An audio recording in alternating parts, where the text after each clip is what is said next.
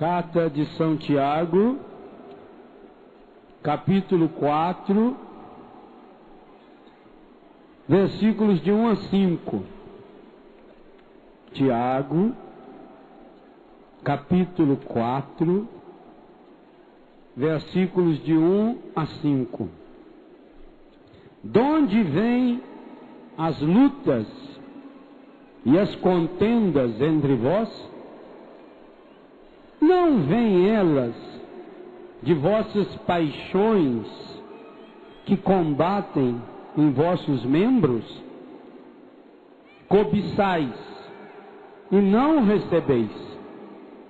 Sois invejosos e ciumentos, e não conseguis o que desejais. Litigais e fazeis guerra. Não obtendes, porque não pedis. Pedis e não recebeis, porque pedis mal, com o fim de satisfazerdes as vossas paixões. Adúlteros, não sabeis que o amor do mundo é abominado por Deus? Todo aquele que quer ser amigo do mundo constitui-se inimigo de Deus. Ou imaginais que é em vão que diz a Escritura: sois amados até o ciúme pelo Espírito que habita em vós. Palavra do Senhor. Esse texto de São Tiago ilumina-nos para que meditemos o nono e de alguma forma o 10º sacramento, mandamento, que hoje na missa Padre Jonas vai concluir meditando conosco sobre o 8º mandamento. O que a igreja quer nos ensinar a partir desta dupla proibição? Não cobiçar as coisas alheias, não desejar o cônjuge, a esposa, o marido da pessoa próxima. Qual é o grande enfoque? O grande enfoque não está nas coisas, não cobiçar coisas alheias, porque isso já entrou no 7º mandamento, não furtar, e nós já meditávamos hoje no final da manhã e começo da tarde. Também o 9º não está voltado tanto para a questão sexual, pois isso já foi contemplado no 6º mandamento, não pecar contra a castidade. Quais as duas palavras fortes então desses dois mandamentos? Não desejar coisas estragadas, não cobiçar nem coisas e nem pessoas. Olha, mas por que Deus ia colocar como um mandamento algo que parece tão superficial, o desejo e a cobiça? Exatamente porque tanto o desejo quanto a cobiça não tem nada de superficial. Tanto o desejo como a cobiça são forças que agem dentro de nós e que podem nos construir ou nos destruir por completo. E por isso Tiago une o aspecto da fé, o aspecto da oração. E é isso que nós queremos pedir a Deus também, que nessa tarde a gente pudesse, primeiro, compreender, e segundo, diante do Santíssimo, hoje pedir ao Senhor: Senhor, cure os nossos desejos estragados, cure os desejos que nós, consciente ou inconscientemente, alimentamos. Tudo aquilo que existe de concreto na vida, na história, primeiro existiu como um projeto. Me lembro como se fosse hoje tive a graça de estar celebrando a Eucaristia aqui, aonde encontra esse rincão. Padre Jonas presidia uma linda Eucaristia, aonde ele dizia que aqui nós teríamos um grande santuário da vida, um recorte do céu, um pedaço do céu. E idealizava esse centro de evangelização. Era a pedra fundamental. Menos de um ano depois, 9 meses depois, estava sendo inaugurado esse monumento da fé e do desejo, não só do padre, do Héctor, da Luzia, de cada um que teve a coragem de tirar da sua história o ouro e aqui investiu. E agora, um ano depois, nós estamos definitivamente nesse centro de evangelização. Definitivamente fazendo desse lugar o verdadeiro santuário da vida. Eu sei, quem chega aqui fica estupefato. A própria imprensa já divulgou com admiração.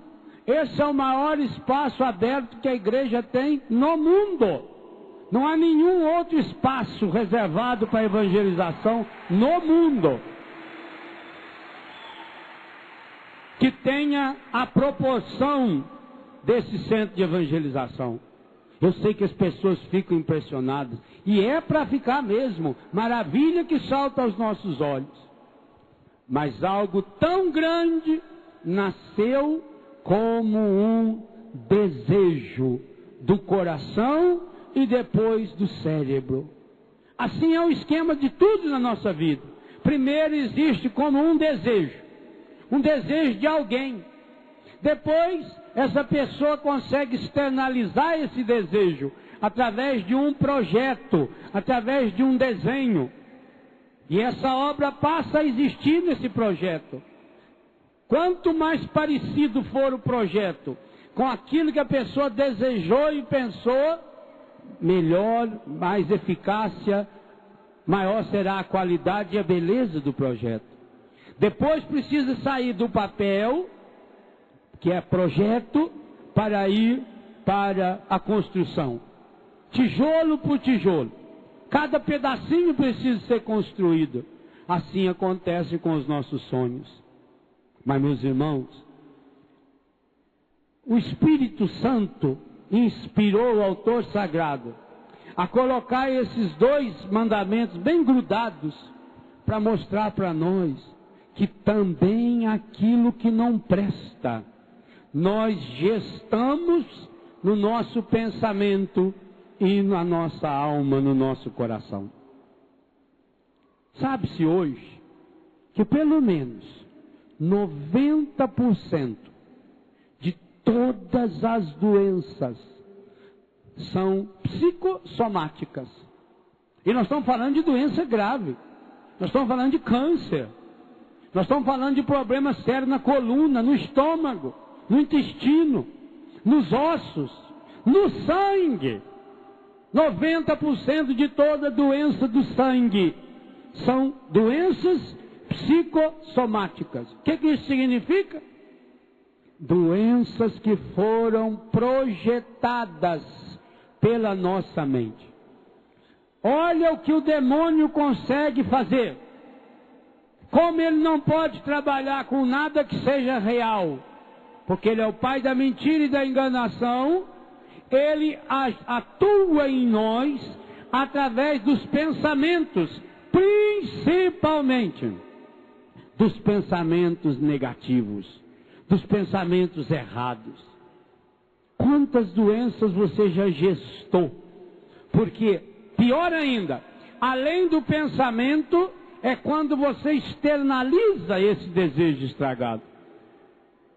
A maior parte das pessoas doentes não querem ser curadas. Lá no íntimo do seu coração, acaba transformando a doença numa muleta. Acaba se fazendo de coitadinho. Eu não tenho dó de coitadinho, não. Eu conheço tanta gente que não tem perna, mas está se virando. Anda pulando na rua, mas anda. Gente que não tem um braço, mas luta. Gente que tem doença grave, mas está aí lutando, inclusive doando-se para as pessoas. Eu não tenho dó de quem é coitadinho, não. Tem pessoas que por causa de ter uma doença ou um problema, acabam sendo um coitadinho. E aliás, os pais têm responsabilidade nisso também. Porque carrega no colo um filho que já sabe andar. E não se deve carregar no colo quem sabe andar. Deve incentivar a pessoa a andar, deve dar a mão para a pessoa, deve empurrar a pessoa, deve puxar a pessoa. Você não é um coitadinho. Aliás, esse vai ser uma temática com certeza abordada na campanha da fraternidade ao falar dos deficientes. Eu escrevi no meu livro Corações Curados um capítulo especial sobre isso, onde eu dei o nome de deficientes. Exatamente por causa dessa autossuperação. Gente, o maior medalhista da história do Brasil, o Clodoaldo Silva, é um rapazinho que tem atrofia muscular, que pega 8 horas de ônibus por dia para ir treinar. E vocês imaginam que é uma pessoa atrofiada, sentada num ônibus, 4 horas para ir, 4 horas para voltar? Mas é alguém que tem garra, sabe por quê? Porque a força do Clodoaldo não está na perna, não está só no braço que ele nada, está aqui na cabeça. Com o que você está alimentando a sua cabeça? Talvez você tenha tido experiência de desgraças, de tristezas ao longo desse ano que está se findando. Como é que será o seu ano de 2006? Você vai projetá-lo. Por um lado, nós temos uma certeza: no que depender de Deus, e a gente for honesto o suficiente para abrir-se à sua ação, não nos faltará a graça de Deus jamais. O Espírito Santo, já falamos ontem, não nos abandona, mesmo quando a gente vai lá para o fundo do poço. Que 2006 você está projetando no seu coração? É perguntar-se pelos seus desejos. É perguntar-se por aquilo que você está gestando na sua cabeça e principalmente no seu coração. Quando nós deixamos-nos guiar pelo encardido, nós passamos a ter desejos encardidos. Quando nós nos fechamos à ação da graça e deixamos a carne tomar conta, nós perdemos a graça de enxergar o outro com os olhos de Deus. E essa deveria ser uma das grandes graças que cada um de nós, principalmente nós que temos dificuldades de relacionamentos, nós que temos dificuldades em viver a castidade, nós que temos dificuldade em viver corretamente com os bens materiais, nós que temos dificuldade de nos relacionarmos com o marido, com a mulher, com os pais, com os filhos. Nós precisamos gestar aqui dentro de nós. Por isso que é muito importante você alimentar o seu coração e a sua cabeça com coisas boas. Com o que você vem alimentando o seu coração? Com o que você vem alimentando os seus pensamentos? O ser humano é aquilo que ele come. Se ele comer comida estragada, o organismo vai reagir imediatamente. E a pessoa sente na hora. Comi algo estragado. Comer algo estragado faz mal. A mesma coisa acontece com o nosso coração. A mesma coisa acontece com os nossos pensamentos. Se nós comemos as coisas estragadas, de modo especial que os meios de comunicação nos oferecem de mão beijada. Gente, por que aqui no Brasil, televisão aberta, são todas elas de graça? Canção Nova, nós sabemos. Há um projeto de evangelização. Um projeto de evangelização que nós estamos ajudando a manter no ar. Mas quais os interesses que se produz, por exemplo, essas novelas?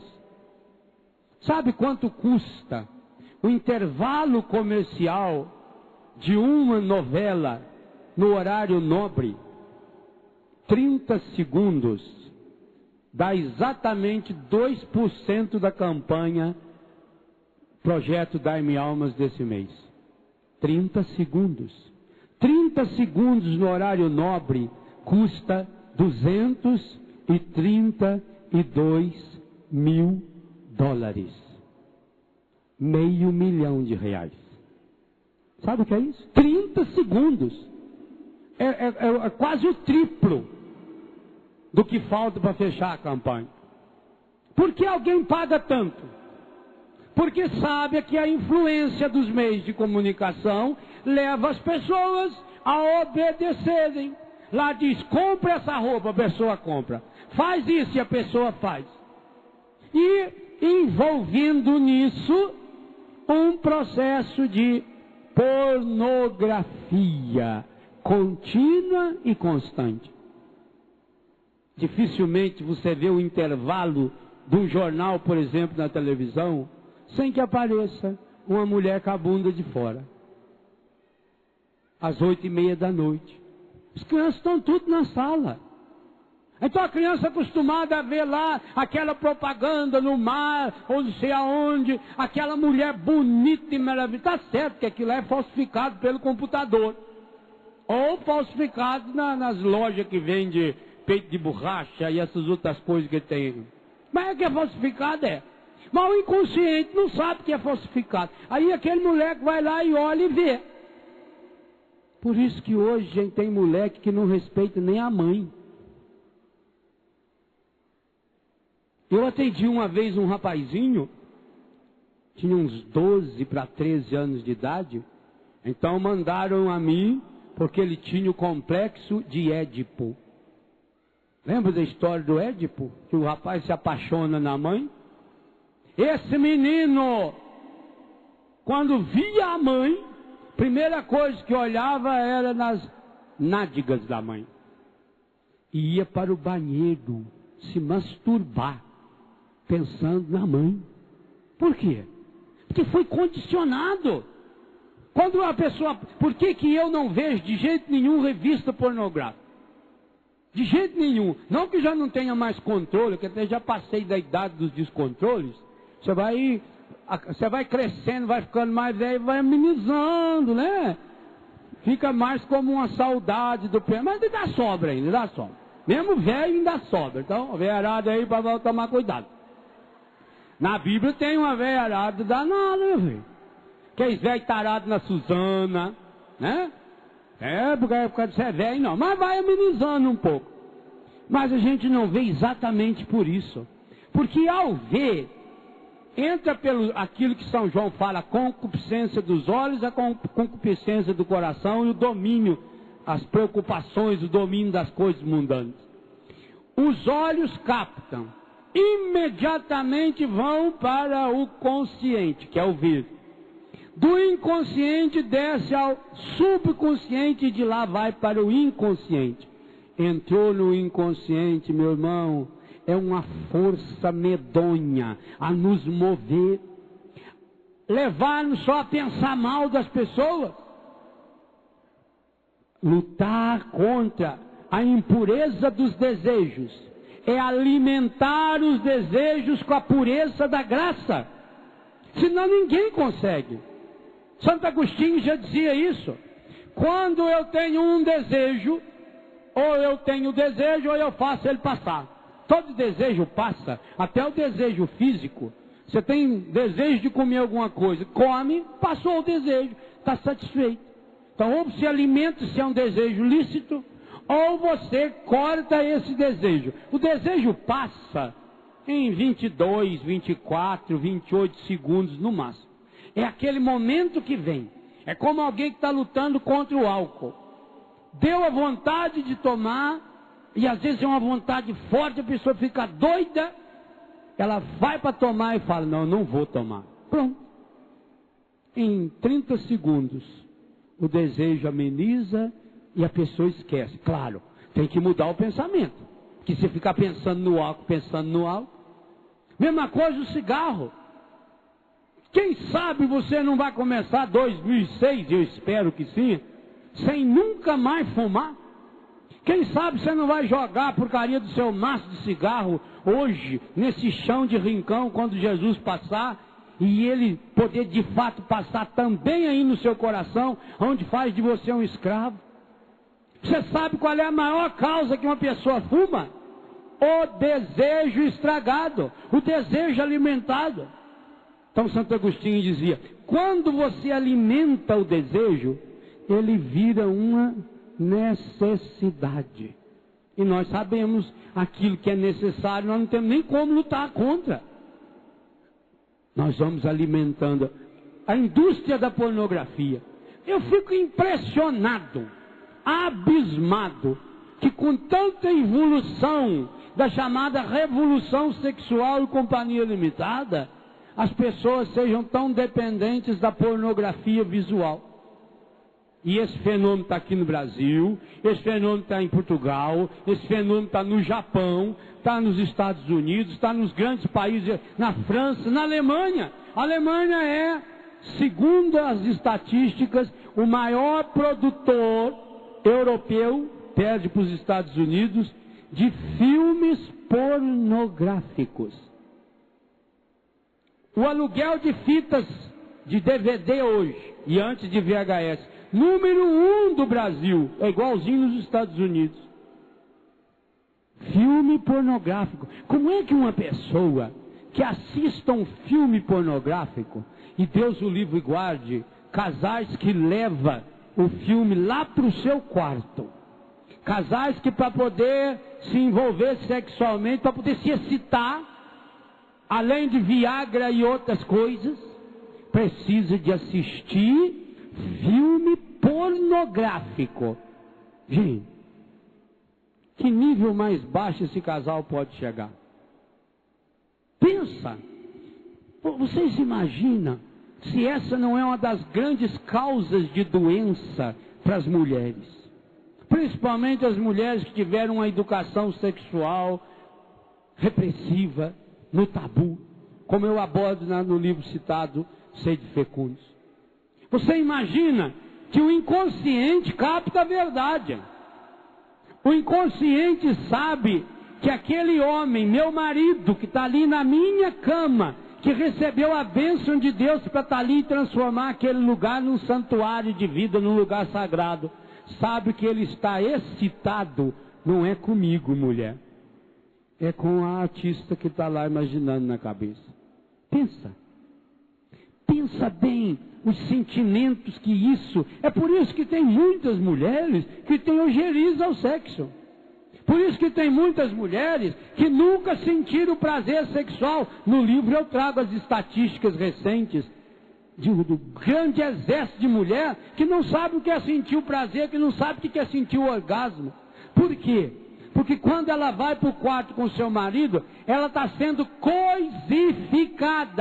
O corpo dela está sendo usado para que ele alimente um desejo que não é para ela, que não é dela. E repito, que não tem a bênção de Deus, que não tem a presença de Deus. Ora, aonde não tem a bênção de Deus, tem a presença do encardido, que vai estragando, que vai destruindo, que vai aporcalhando a sexualidade a partir dos pensamentos e vindo para o coração, para o desejo.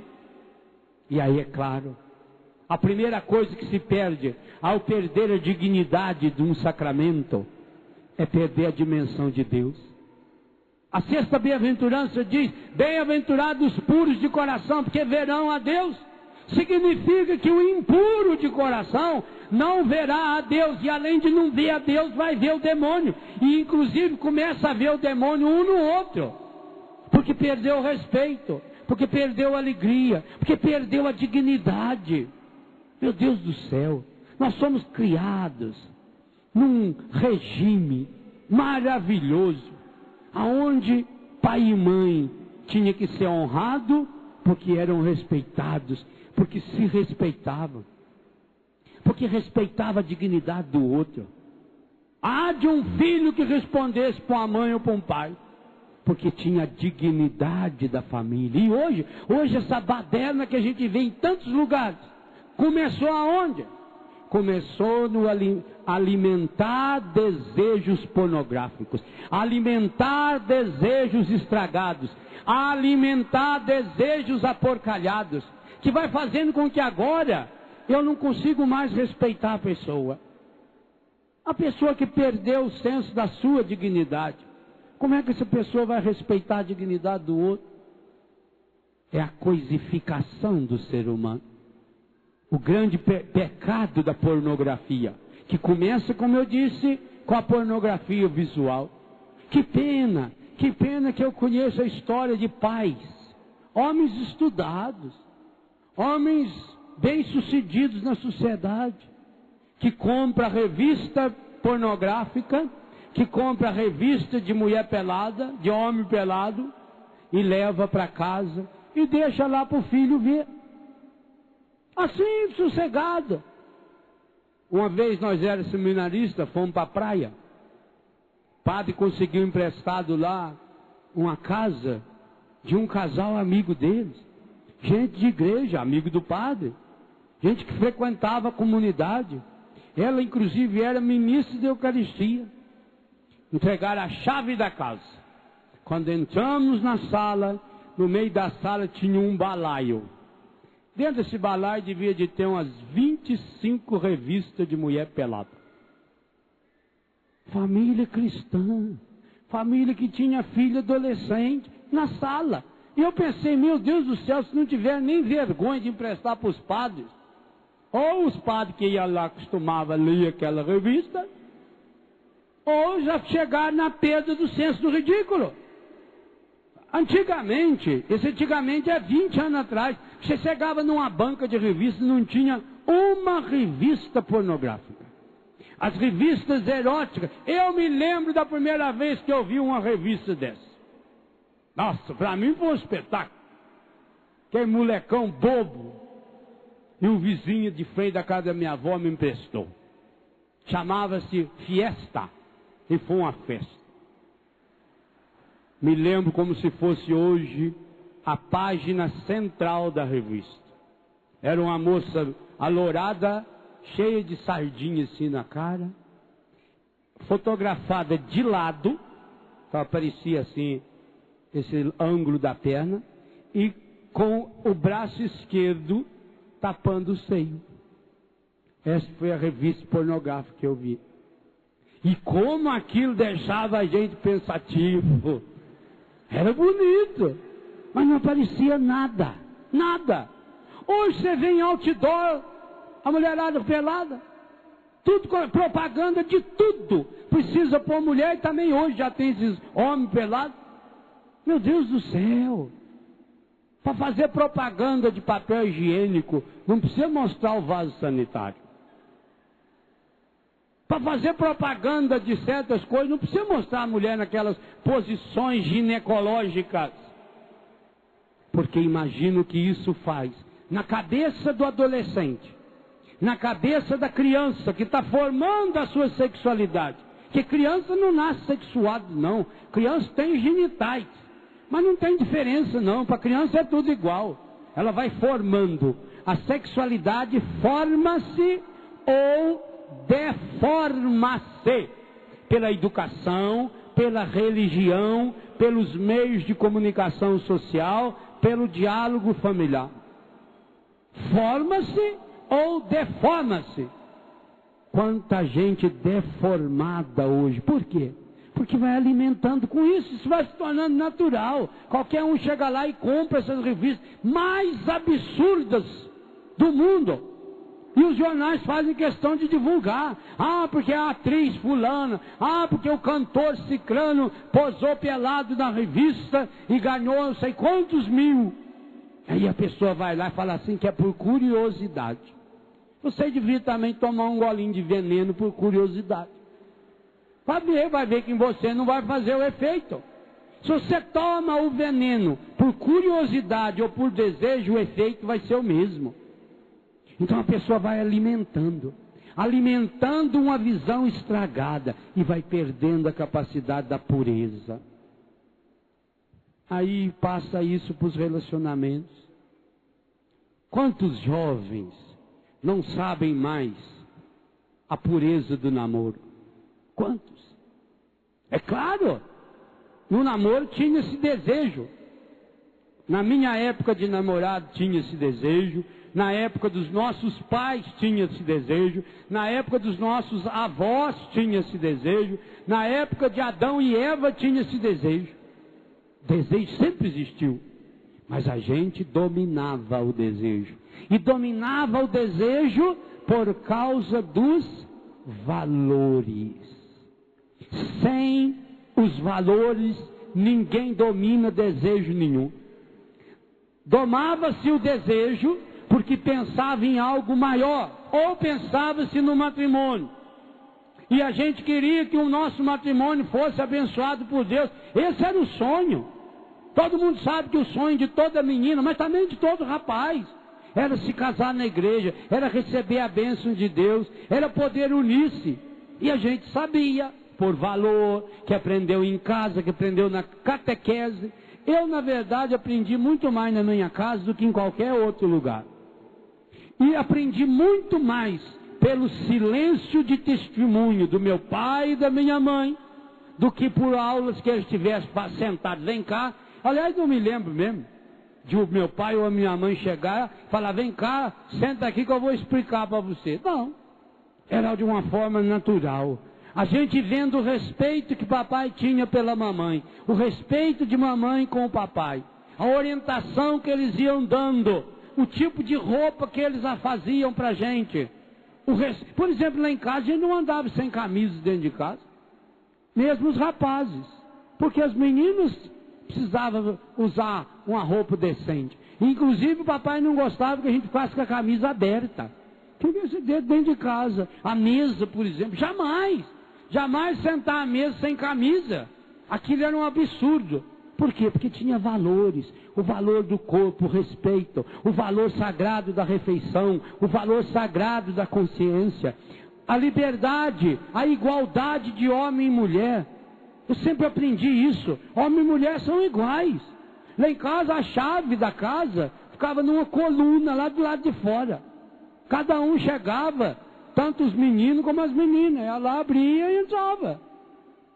Papai respeitava, mamãe respeitava a nossa individualidade, mas colocava os limites. Então, sem valor, ninguém consegue dominar o desejo.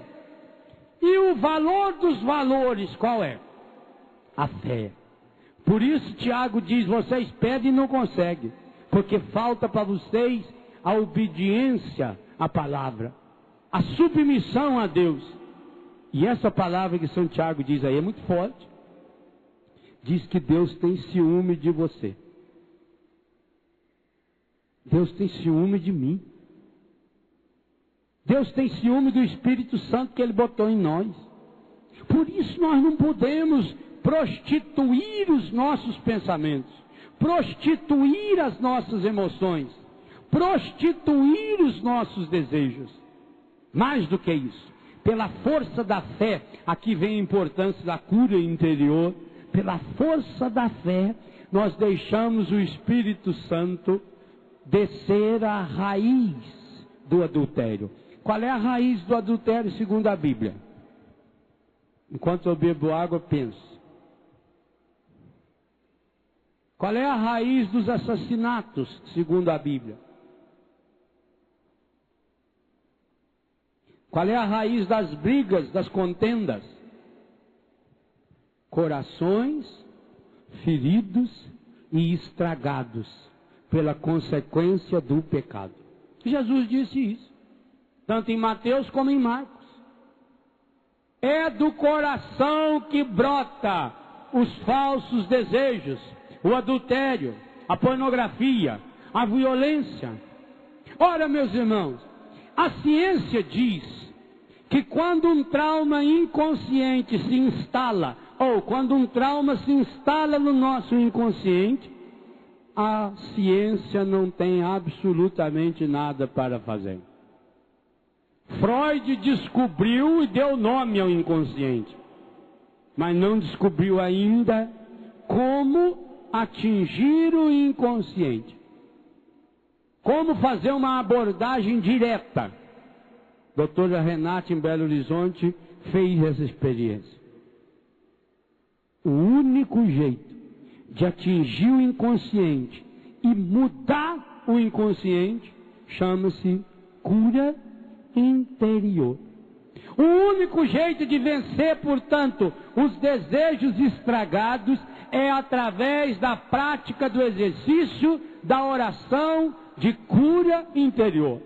Porque se somente os puros de coração verão a Deus, somente Deus pode atingir. Já preguei sobre isso aqui. O nosso coração, a essência do nosso coração, não pode ser atingida pelo mal. Jamais.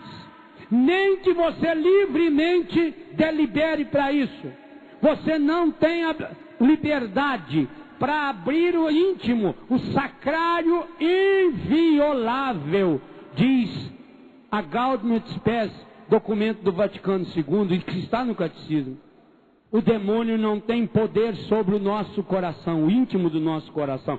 O poder dele é através dos desejos, de uma casca que ele vai criando no nosso coração e que nós vamos permitindo, cada vez que alimentamos o pecado, cada vez que alimentamos de forma errada o desejo, cada vez que deixamos nos mergulhar pelo pecado, cada vez que alimentamos as nossas necessidades em consequências do desejo. Então cria-se uma casca, e essa casca vai engrossando e ela vai tornando-se impenetrável. A ação maligna é na casca do nosso coração. Dentro do nosso coração é impossível ele tocar. O nosso coração foi feito para Deus. É um sacrário inviolável. Não tem como o mal entrar aí dentro. Ele fica do lado de fora. Ele vai tapando. Ele vai criando uma veste. Ele vai criando uma casca. Por isso que sem a força da cura interior... Por quê? Porque a cura interior, ela exerce-se de dentro para fora. Na força da graça de Deus, com a força do Espírito Santo de Deus, nós nos abrimos à ação da graça. A graça de Deus aliada ao esforço humano, a nossa garra, a nossa luta, a nossa decisão. Ao primeiro passo, Deus se une a nós. De dentro para fora começa a explodir essa graça de Deus, que vai quebrando essa casca, feito um pintinho. Vocês sabem que o pintinho, se não sabe, fique sabendo, porque aqui também é aula cultural, sobre a avicultura moderna. O pintinho, tá meu passarinho, né? Ele nasce, ele mesmo quebra o ovo. O biquinho dele é muito molezinho, ele não teria força para bicar o ovo. Em cima do biquinho dele, tem um outro biquinho que depois desaparece. Bem pequenininho, pontiagudo, forte. Se você passar a mão ali, pode machucar a sua mão. E com aquele biquinho que vai desaparecer, ele fura o ovo, a casca e nasce. A cura interior é um processo assim. O Espírito Santo é como se fosse esse biquinho que se junta ao nosso espírito, que se une ao nosso espírito. Paulo vai falar isso, ele se une ao nosso espírito para combater conosco, para que de dentro para fora ele vai cavucando, cavucando, cavucando, e de uma hora para outra você percebe que houve já uma abertura. Aliás, quantos de nós aqui já tem a graça de poder ter experienciado muitas e muitas vezes essa casca desapareceu? Claro, pelas nossas tentações, pelas nossas concupiscências, pelos desejos que nós continuamos alimentando de forma estragada, muitas e muitas vezes de novo vai surgindo essa casca. Por isso que São Paulo diz, primeira carta aos Tessalonicenses, capítulo 5, verso 16, orai sem cessar. Por isso que a gente precisa estar atento, por isso que a gente não pode brincar. Por isso que a gente precisa viver a partir dos valores. Valores que nós alimentamos a partir de decisão. Eu queria perguntar a você, Quais as decisões importantes que você tomou para começar bem 2006? Se não tomou, muda nada. Aliás, hoje não muda mais nem o calendário. Antigamente mudava o calendário. Hoje não tem mais calendário. Antigamente você entrar numa casa, nessa época do ano, tinha 63 calendários espalhados na parede. Aquelas folhinhas enormes. A pessoa pregava aquilo na parede. Hoje nem isso mais. Hoje tem no relógio, hoje tem nos relógios digitais, hoje vem a data no micro-ondas, na porta da geladeira, na televisão, no aparelho celular, todo lugar. Ninguém mais usa calendário. As empresas não distribuem mais brinde. Então não vai mudar nada na sua vida. Quais as decisões importantes que você... E eu digo uma coisa a você, meu irmão. Seja honesto com você mesmo, com você mesma. Com certeza, alguma decisão importante você precisa tomar. Alinhe seu Espírito Santo. Você está terminando e estará começando daqui a algumas horas o ano novo de um modo muito lindo, de um modo maravilhoso. Você faz parte desses milhares que estão tendo a coragem, que está, no seu caso, tendo a coragem de encerrar o ano louvando, agradecendo a Deus, de começar o ano com a bênção de Deus, com a entrada solene de Deus. Jesus vai encerrar esse ano daqui a pouco com a entrada do Santíssimo. Jesus vai inaugurar o ano novo com a entrada do Santíssimo na madrugada. E entre Jesus Eucarístico que encerra e Jesus Eucarístico que vai abrir o ano novo, nós temos a Eucaristia. O Cristo Eucarístico que vem até nós como alimento, para dizer a cada um de nós: esse ano será o melhor ano da sua vida. No que depender de mim, diz o Senhor. Esse ano você vai ser hexacampeão do mundo. Não só na Copa, mas na Copa também eu acredito que nós vamos passar a perna naquela lemoada mais uma vez. Ah, com certeza. Mas não é essa vitória que eu estou desejando para você, não. Eu quero desejar a você aquela vitória que ninguém toma. Aquela vitória que ninguém pode roubar, nem um juiz ladrão, ou nem uma falcatrua, ou nem um desgaste de jogador. Eu estou pedindo para você a vitória de Deus. Quantos com certeza esse ano de 2006 estará pela primeira vez pisando o chão sagrado da Terra Santa? Você pode. Está lá uma propaganda grande lá. Você pode. É muito mais fácil do que você pensa. Qual é o projeto para você no ano 2006? Você está doente? Eu estou propondo a você que em 2006 você se cure dessa doença. Ah, é uma doença muito grave? Ótimo! Nosso Deus é especialista no absurdo. Você lhe abriu o mar vermelho. Nosso Deus tem poder de curar o seu sangue desse vírus que está comendo você. Nosso Deus tem o poder de curar você desse câncer, dessa enfermidade grave que você tem. Mas para isso, precisa começar numa decisão da sua inteligência e cair no desejo do seu coração. Você vai precisar desejar, mas desejar com todas as forças do seu coração. Eu quero a cura, eu preciso a cura. Mais do que isso, o desejo em Deus tem que ser: eu tomo posse da graça de Deus em minha vida. 2006 vai ser o ano que você vai vencer. Vai vencer as tentações, que talvez até inconscientemente. Não se culpe, não. Quando alguém se culpa, é o demônio que está agindo. E eu falei ontem, no mesmo processo de acusação. Eu não sei por que você acabou caindo nesse vício, nessa impureza. Quantos têm o vício da leitura pornográfica, o vício do uso errado da sexualidade, com homem, com mulher, com animais, com crianças. Você vai vencer nesse ano de 2006. Mas para isso você precisa deixar o Espírito Santo purificar. Põe a mão na sua cabeça e peça: Espírito Santo, purifica o meu pensamento. Espírito Santo, desce a mão no coração, purifica os meus desejos. Espírito Santo, purifica o meu ouvido de toda palavra estragada, perniciosa, suja, pecaminosa.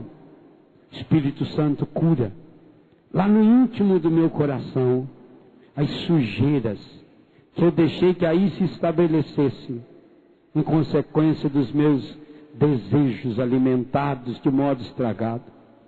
Espírito Santo, eu quero nessa tarde renunciar a todo alimento consciente ou inconsciente dos meus desejos estragados. Eu quero renunciar a toda pornografia do pensamento, das palavras, dos atos e das omissões. Eu quero renunciar hoje à pornografia que alimentei com os meus desejos desde a minha infância.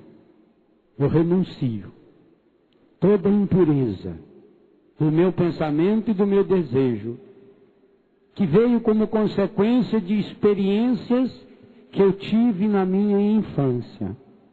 Eu era ainda tão pequeno, eu era uma criança. E brincando, acabei aprendendo na rua, com os parentes, com os amigos. Acabei me viciando. E como criança, nasceu em mim aquele misto de condenação e de medo. Fui escondendo isso dentro de mim. Escondendo e alimentando. E nas primeiras oportunidades que tinha, revivia. Porque aquilo era gostoso. Aquilo trazia uma sensação gostosa. Veio a minha primeira comunhão. Mas eu não confessei isso. Eu tinha vergonha. Vergonha e medo. O padre era conhecido. Aí então eu comecei a comungar, mesmo cometendo impurezas, sozinho, ou com outras meninas ou meninos, ou até com adultos. Assim eu entrei na pré-adolescência, na puberdade, o meu corpo amadureceu, eu virei mulher, eu virei homem, vieram as mudanças no meu corpo, e com essas mudanças, até pela minha ignorância, eu fui deixando de perceber o que estava acontecendo na minha vida. Eu passei a ter vergonha do meu corpo, mas escondido, sozinho, ou com algumas pessoas que desde a infância brincavam e pecavam comigo. Eu fui cometendo. E com isso, Senhor, eu fui perdendo a sensibilidade, o respeito por mim e pelos outros. Antes de acabar a minha adolescência, Senhor, eu já era escravo da pornografia e do pecado. Antes de terminar a minha adolescência, Senhor, eu já era dominado por um espírito de homossexualismo, por um espírito de lesbianismo, que me impedia de viver. Embora, por pressão social, eu até arrumava uma namorada ou um namorado, mas lá no íntimo do meu coração eu era escravo. E fui alimentando essa escravidão, com as revistas, com os vídeos, com as piadas, com as brincadeiras, com a convivência pornográfica, até prostituída. Mas hoje, Senhor, hoje eu estou tomando a decisão fundamental. Eu quero hoje, eu preciso, Senhor, entrar nesse ano novo com desejos novos. Renova os meus desejos. Purifica os meus sentimentos. Liberta-me, Senhor, de toda a opressão que esses desejos estragados deixaram em mim, que se transformaram em vícios. Liberta, Senhor. No que depender de mim, Senhor, eu vou lutar. É por isso que eu coloco, Senhor, o meu coração, os meus desejos, as minhas emoções, sob a força e a ação do Espírito Santo. Cura-me, Senhor. Põe a mão na pessoa que está do seu lado e pede por ela também. De modo muito simples. Pai Santo, Pai querido, Pai amado, toque no coração desse meu irmão. O Senhor sabe os desejos estragados que ainda habitam no seu coração. Toque, Senhor. Toque no mais íntimo desse coração. Aí onde encontra-se a decisão de ser essa pessoa nova, essa pessoa restaurada, essa pessoa curada. Cura, Senhor. Cura o coração desse meu irmão, dessa minha irmã. Peça essa cura interior, profunda. No último dia desse ano, Senhor, esse é o grande presente que eu lhe peço. Para mim e para cada irmão, cada irmã que aqui se encontra. A graça da cura interior. A graça da restauração. A graça da libertação. Cura, Senhor. Solte sua voz. Deixe o Espírito Santo rezar por esse irmão e essa irmã através da sua voz. Queria mandari hiria candaria lá. Olha malaria la candara malaria lá. Solta a voz. Hiria mandari candaria. Vai pedindo. Liberta, Senhor, dos desejos estragados. Liberta, Senhor, dos condicionamentos consciente, subconsciente e inconsciente. Liberta, Senhor, das imagens distorcidas que ficaram, que foram alimentadas, que entraram no inconsciente, através de revistas, de livros, de televisão, de vídeo. Liberta, Senhor. Purifica, Senhor, essas imagens estragadas, alimentadas pelos desejos estragados. Purifica, Senhor, todo espírito de pornografia, de homossexualismo, de lesbianismo, de adultério, de infidelidade, o infantilismo, Senhor, de pessoas adultas dominadas pelo espírito maligno. Purifica, Senhor. Ele mandaria, cola mandari candaria lá, orira mandara, olha mandari candaria lá. Peça ao Pai esse coração puro para ver a Deus. Dá-me, ó Pai, um coração puro, para que eu possa vê-lo em cada pessoa, em cada irmão, em cada irmã, e também vê-lo em minha vida. Oia mandari heriria lá, candari shiri, oria lá mandari, ola mandari candaria.